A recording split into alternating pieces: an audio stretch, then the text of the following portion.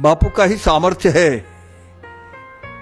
कि इतनी बड़ी पश्चिमी संस्कृति के साथ वे सीधा सीधा संघर्ष कर रहे। वो लोग हमसे पीछे क्यों रहते हैं जानते हो? वो हमसे पीछे इसलिए रहते हैं क्योंकि वो चरित्रवान नहीं है, वो चरित्रहीन है। और भारत इसलिए आगे रहता है क्योंकि यहाँ का नौजवान चरित्रवान है, चरित्रहीन नहीं है, इसलिए हम लोग आगे हैं। निश्चित रूप से बच्चों के अंदर इससे एक संस्कार पैदा होगा। अब मैं चाहूंगा कि मातृ पितृ पूजा का जो पूजन का जो कार्यक्रम, जो अनुष्ठान बापू चला रहे हैं, उस अनुष्ठान का लाभ पूरे हिंदुस्तान को हो, पूरे देश को हो, बल्कि पूरी दुनिया का हो। मेरे हृदय में किसी के प्रति नफरत नहीं है, लेकिन जो हमारी ऊंची संस्कृति को उन तीन संस्कृतियों की नहीं धकेलना चाहते हैं, उनके आगे हम अडिग खड़े रहने की शक्ति अपने आप में संजोए हैं। और कितनी सुंदर परंपरा चलाई है कि इस वैलेंटाइन डे के दिन हम अपने माँ बाप की पूजा करें।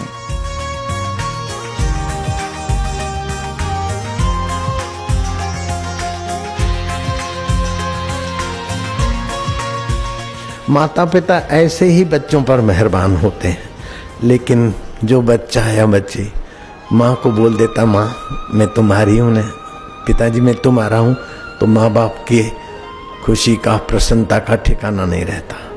लेकिन 14 फरवरी को कुकर्म के तरफ जाने के बदले, प्रेम दिवस के बहाने सत्यानाश का दिवस मनाने के बदले माँ बाप का पूजन करे, तो माँ का और बाप का जो अंतरात्मा है उनकी भी दुआ बच्चों पर बरसेगी और मेरे भारत के लाल उन्नत होंगे, विश्व के लाल उन्नत होंगे। ईसाइयों का भी भला हो, यहूदियों का भी भला हो, पारसियों का भी भला हो, प्राणी मात्र का भला हो, ये हमारी संस्कृति है। सच में बापू का ही सामर्थ्य है कि इतनी बड़ी पश्चिमी संस्कृति के साथ वे सीधा सीधा संघर्ष कर रहे। और उन्होंने जो रास्ता अपनाया है, वास्तव में वही रास्ता सही रास्ता है। हमारे विश्व हिंदू परिषद का जो बजरंग दल है, जब वैलेंटाइन डे आता है तो हर शहर में वैलेंटाइन डे मनाने वालों के विरुद्ध खड़े हो जाते हैं। कई बार हाथापाई होने लगती है। बापू ने एक ऐसा मार्ग बताया है, इसमें संघर्ष का तो कोई मार्ग है ही नहीं। यह जानकर मुझे बहुत ही सुखद अनुभूति हुई कि 14 फरवरी को मातृ पितृ पूजन का कार्यक्रम सारे देश भर में आयोजित किया जा रहा है। मैं समझता हूं कि निश्चित रूप से बच्चों के अंदर इससे एक संस्कार पैदा होगा। और आज जो भौतिकवादी जीवन मूल्यों के प्रति लोगों की आस्था बढ़ती जा रही है, पाश्चात्य मूल्यों के प्रति जो लोगों की रुझान बढ़ रही है, ऐसी सूरत में आज माता पिता उपेक्षित हो रहे हैं। और जो भी नवयुवक अपने माता पिता की उपेक्षा करता है, वो जीवन में सुखी नहीं रह पाता है। माता पिता का आशीर्वाद यह आवश्यक है। मैं समझता हूं कि इससे एक बहुत ही अच्छा संदेश जाएगा और बच्चों को एक अच्छा संस्कार और एक अच्छी जानकारी हासिल होगी, मुझे पूरा विश्वास है। माता पिता इस धरती के भगवान हैं, उनके चरणों में सब धाम है, सारे पुण्य माता पिता के चरणों में है। माता पिता बनकर के भगवान हमें धरती पर जन्म देते हैं, गुरु बनकर के हमें ज्ञान देते हैं और सृष्टि में अनेक रूप धारण करके हमें सुख देते हैं। उन माता पिता की सेवा में हमारा जीवन लग जाए, इससे बड़ा जीवन का सौभाग्य कुछ नहीं हो सकता। पूज्य बापू ने जो देश में पाश्चात्य संस्कृति का, पश्चिम की अपसंस्कृति का जो कुप्रभाव हो रहा था और वैलेंटाइन डे जैसा एक पाप हो रहा था, माने वासना से ये माना कि काम से माना कि व्यक्ति का जन्म होता, लेकिन काम ही व्यक्ति की मृत्यु का कारण बन जाता है यदि वो उस काम की पवित्रता को नहीं समझता। पूज्य बापू ने देश के युवा धन को बचाने के लिए, इस देश के धर्म, अध्यात्म और सनातन आर्ष ऋषि परंपरा, ज्ञान, संस्कृति को बचाने के लिए जो 14 फरवरी को वैलेंटाइन डे के ऊपर जो मातृ पितृ पूजन दिवस के रूप में एक पूरे देश भर में एक अनुष्ठान के रूप में इसे मनाने का जो निश्चय किया है, वह अपने आप में इस देश के लिए एक बहुत बड़ी सौगात है, वो एक बहुत बड़ी शुरुआत है। उसके परिणाम बहुत अच्छे होंगे और इससे अच्छे संस्कारों का एक पुण्य प्रवाह देश भर में जाएगा।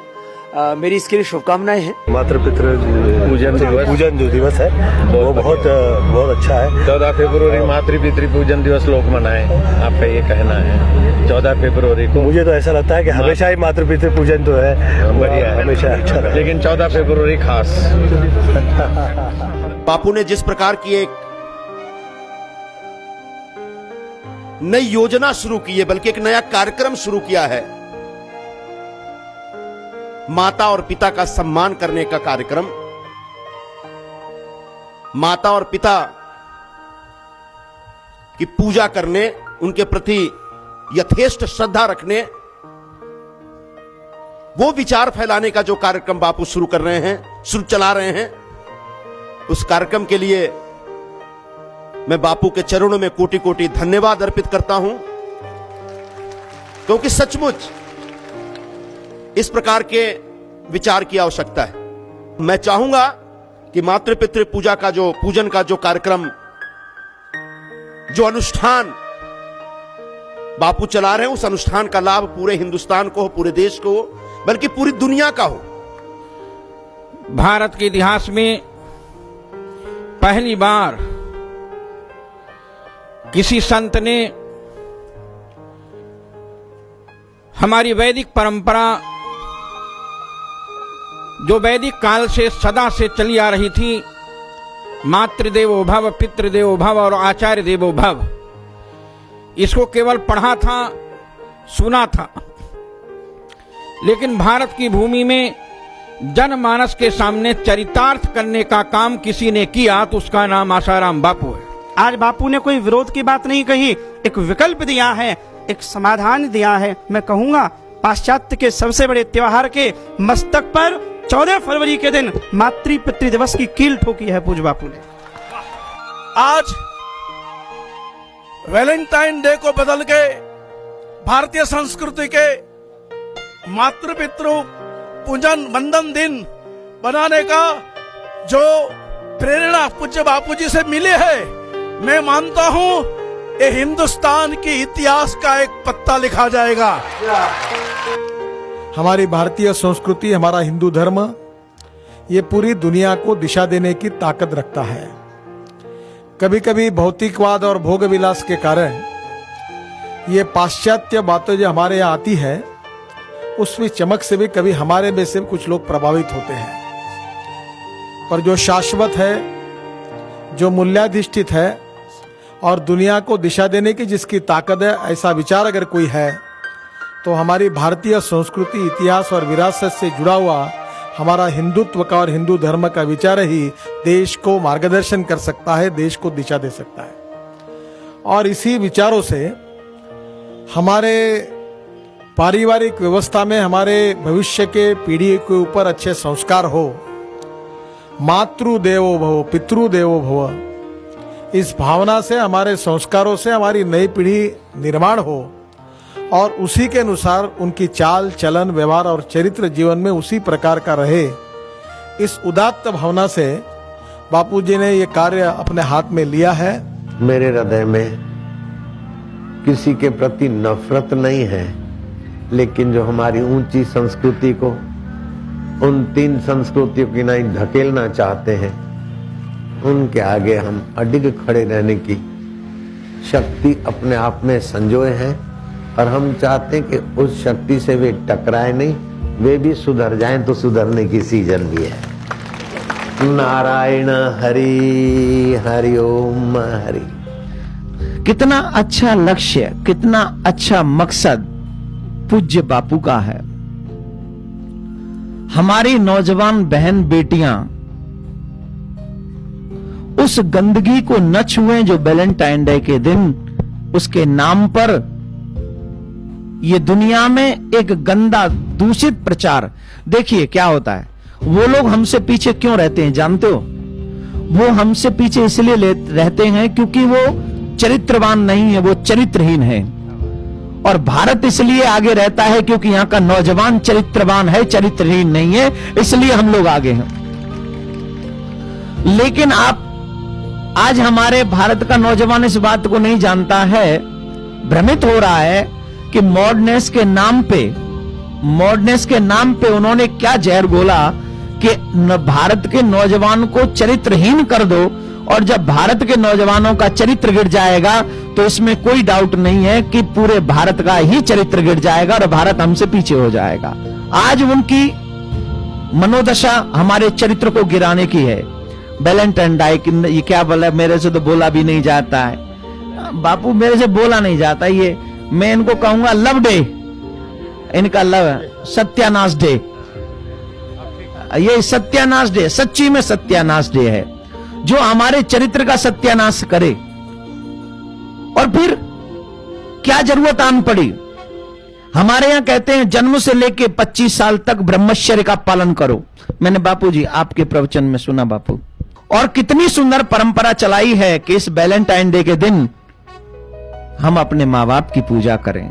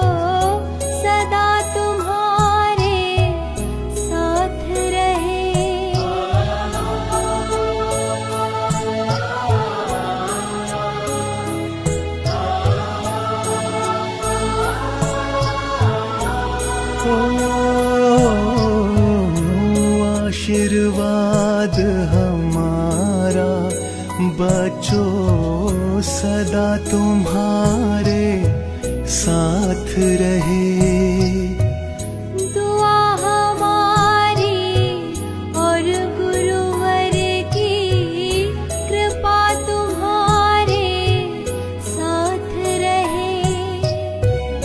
याद हमेशा तुम्हें हमारी बच्चों बस ये बात रहे। मातृ पितृ भक्तों के सर पे सदा गुरु का हाथ रहे। सदा गुरु का हाथ रहे।